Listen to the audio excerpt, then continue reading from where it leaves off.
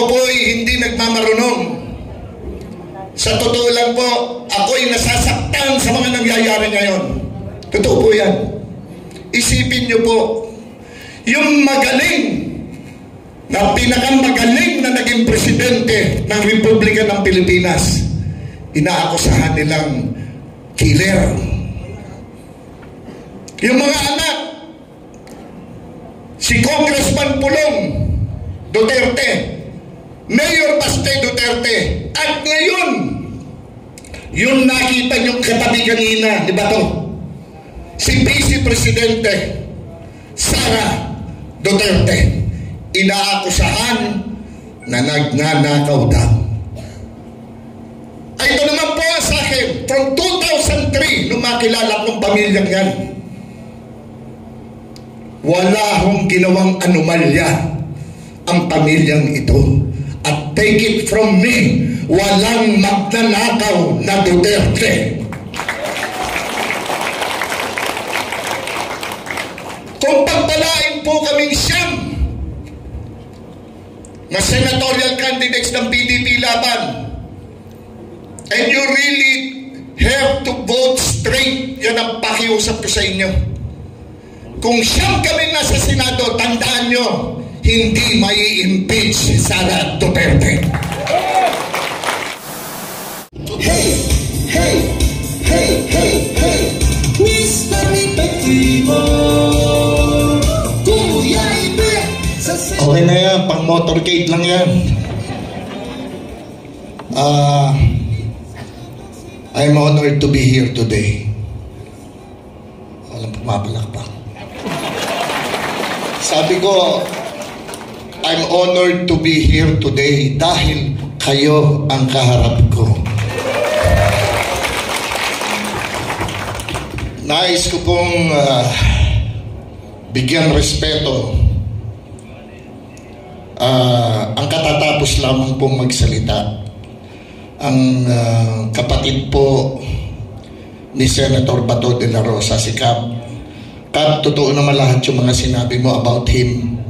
Kilala ko rin talaga si paring Bato ko. At syempre, gusto ko magpasalamat kay brother ko, kay Atty. Jimmy Bondok. Kanina pa siya dyan, nakiusap ako kasi may flight ako ng alas 3. Pinagbigyan niya ako. Salamat. Arthur Cummins, Universal Chairperson ng Guardians. Palakpakan niyo. Melvin Pogi Contapay, Universal President, First Nominee UGB Party List. Rene Dequina, Universal Director, Fifth Nominee UGB Party List. Nadidinig niyo ba yung UGB? Baka hindi masyado. UGB Party List. Vicenta Hangaw, Universal Advisor, Fourth Nominee UGB Party List. Chris Giovanni Manyosa, Universal Director General. Samuel Grafiel, Universal Marshal General. Nestor Nirsa Jr., Universal Secretary General, Third Nominee UGB Party List. Parang hindi nagkasunod-sunod to. Diomedes Valdez, Universal General Treasurer. Yan ang kaibigan ko, treasurero nyo. Joseph Principe, Universal Auditor General. Alfredo Abesia, Universal Finance General. Kaibigan ko rin yan. Jude Arcelo, Universal Information General. Elmer Barrera, Universal Controller General. Maria Charo Calalo, Miss Universe Philippines, Director, Second Nominee UGB. And to all the guardians and public officials present here today, magandang tanghali na po sa inyong lahat. Dito na ako. Meron din hubang tumangkilik sa inyo sa mga pelikula kong nung ako'y... Salamat po. Ito lamang po pagkakataon ko para makapagpasalamat sa inyo at sabihin sa inyo, yung aklat ng buhay ko bilang artista, hindi na po kayo mabubura. Kasi po, ang mga tumangkilik noon sa aking mga pelikula ay naging inspirasyon ko. Kayo po ang gumuwang maging box office king ako, superstar. Pinagbutihan ko po dahil kayo ang aking inspirasyon. Nanalo po ako 27 beses na best actor. Ngayon po, nagbubukas ako ng panibagong aklat ng aking buhay pero hindi bilang artista, bilang lingkod bayan. Kung ako po ay nasuportahan din noon, baka pwede naman po akong umabot muli sa inyo, lalo na sa mga kapatid kong guardians.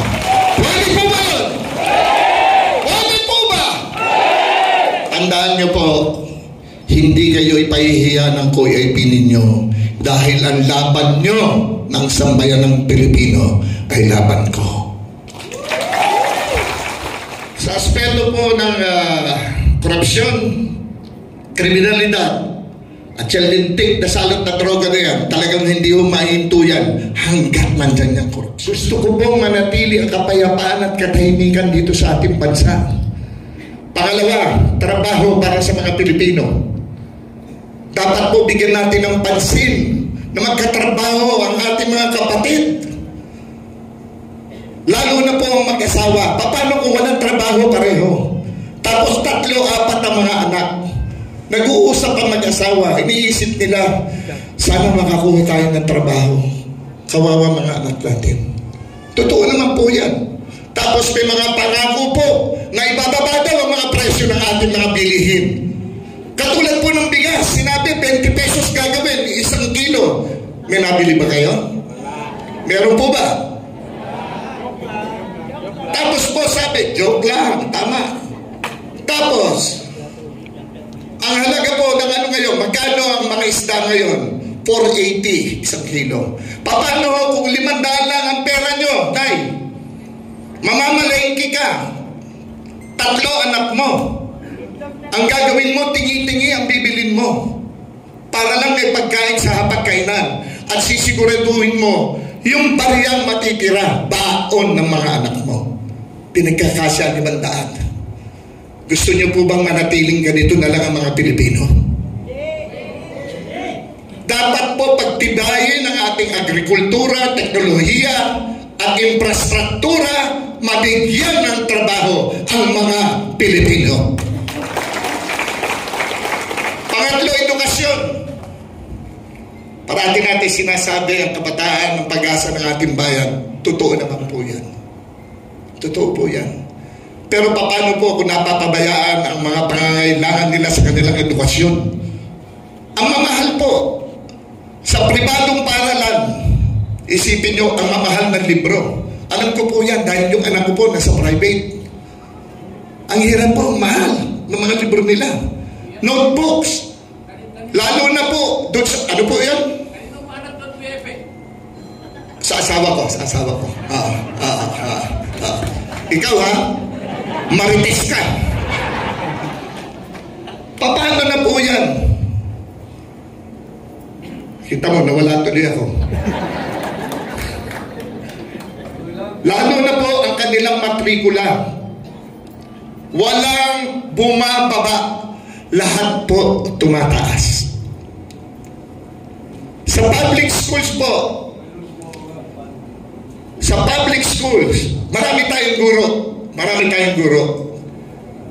Pero, sa mga silid-aralan nila, sa isang kwarto, 80 hanggang 90 estudyante.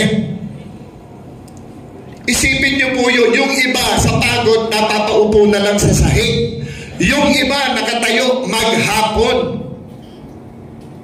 Ang oras na klase nila alas 6 ng umaga hanggang alas 12 ng tanghali. Panghapon, 1:00 ng hapon hanggang alas 6 ng gabi. Paano na po yun? Karamihan pa sa public schools, naglalakad papunta ng eskwelahan, umuuwi, naglalakad pa rin. Paano silang matututo? Kung ako po'y pagpapalain ng Panginoon Diyos sa tulong ng sambayan ng Pilipino, sa tulong ng guardians, pwede ba yun? Bibigyan ko po ng pondo yan ng maganda para po matulungan ng mga estudyante. Hindi sila magsiksikan sa isang silid-aralan.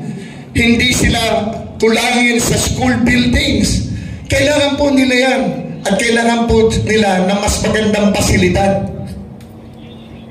Sa pribadong paaralan po, ibababa natin ang lahat ng presyo ng libro, notebooks, at iba pang pangangailangan nila sa kanilang edukasyon, lalo na po ang matrikula nila. Pangapat, senior citizens. Sino senior dito? Huwag kayo mahiya. Ako double senior na, ewan ko kayo. Dapat lang na ipaglaban na itaas ang pensyon nyo. Dapat lang libre lahat ng gamot ng mga senior citizens. Walang pipiliin. Diyos ko, okay, merong matatanggap yung 80, 90, 100 years old. Pero yung 90, 100 years old, lalo na yung 100 years old, nakahiga na lang yun. Alam niya pa ba yung nangyayari? Dapat po magkaroon ng mga senior citizens na alam nyo ba ang ginagawa nyo, na malakas pa kayo, alam nyo kung paano nyo itutulong sa mga kamag-anak nyo ang perang matatanggap nyo. Tama, mali? Yan po ang dapat mangyari. Ako po ay hindi nagmamarunong. Sa totoo lang po, ako'y nasasaktan sa mga nangyayari ngayon. Totoo po yan. Isipin nyo po, yung magaling na pinakamagaling na naging presidente ng Republika ng Pilipinas, inaakusahan nilang killer. Yung mga anak, si Congressman Pulong Duterte, Mayor Baste Duterte, at ngayon, yung nakita nyo katabi kanina, di ba to? Si Vice Presidente Sara Duterte, inaakusahan na nagnanakaw daw. Ay, ito naman po sa akin, from 2003, nung makilala kong pamilyang yan, wala hong ginawang anomalya ang pamilyang ito. At take it from me, walang magnanakaw na Duterte. Kung pagpalain po kaming siyam na senatorial candidates ng PDP laban, and you really have to vote straight, yan ang pakiusap ko sa inyo. Kung siyam kami nasa Senado, tandaan nyo, hindi mai-impeach si Sara Duterte. Ngayon pa lang kasi, alanganin na. Alanganin na, ngayon pa lang. Talagang pinipilit nilang ituloy yung impeachment. Hindi natutulog ang Panginoon Diyos. Hindi natutulog ang sambayanang Pilipino.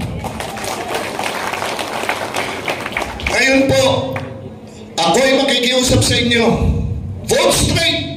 Uunahin ko na po ang pinakabata sa amin, ang bunsong kapatid namin, si Attorney Jimmy Bondoc, numero 10 sa balota. Huwag niyong kalimutan, Jim, please stand up. Matalinong tao, may dedikasyon, may integridad. At sinisiguro ko po sa inyo, ilalaban niya ang mga aping Pilipino. Attorney Jimmy Bondoc. Pangalawa po, re-electionist. Itagal niyo sa bato. Hindi kayo pababayaan, ipaglalaban kayo, maski ikamatay niya. Roland Bato de la Rosa, numero 22 sa balota. Look-alike lang. Okay. Pangatlo po, re-electionist. Mr. Malasakit. Ang tanging bisyo ay magserbisyo. Numero 28 sa balota, Senator Bongo. Pangapat po, representante ng Western Visayas, abogado rin po, Attorney J.B. Hinlo. Walang korupsyon sa katawan ng Bisayang Ilonggong ito. Palakpakan po natin. Pangapat, panlima na ba ako? O, panlima na ako. Attorney Attorney Raul Lambino, number 34 sa balota. Sir, with all due respect, sir, binabanggit ko ang buong lineup ko, sir. Salamat po. Ang susunod, isang mambabatas, matapang, may paninindigan, may integridad, at ang kanyang ipinaglalaban ay yung tama naman. Congressman, soon to be Senator Rodante Marcoleta, numero 38 sa balota. Susunod po, isang pastor. Huwag ho tayong maghusga. Ang Panginoon lang ang pwedeng maghusga talaga sa ating mga nagagawa natin dito sa atin. Siya ho'y inaakusahan pa lang, hindi po siya guilty. Bigyan po natin ang pagkakataon ng proseso. Makikiusap ako sa inyo, kung pwede lang maisama nyo rin siya sa dasal nyo. Ang laban po nitong taong ito, peace and order din po ang kanyang talagang pinaglalaban. Isang pastor, Pastor Apollo Kibuloy, numero 53 sa balota. Isang pang abogado, guwapo, may integridad, matapang, lumalaban, Attorney Vic Rodriguez, numero 56 sa balota. At huwag niyo pong kakalimutan yung panghuli, kaharap nyo ngayon, nagsasalita, numero 58 sa balota, para sa sambayanang Pilipino, ang inyong Kuya Ibe, Felix Salvador. Hindi ho ako abogado, hindi ako doktor, hindi ako engineer, ako isang artista, pero sinisiguro ko po sa inyo, ako yung artista magiging epektibong maglingkod at magserbisyo sa sambayanang Pilipino. Unahin ang Panginoon Diyos sa ating kalagitnaan. Huwag kayong magkakamali. Vote straight, PPP laban.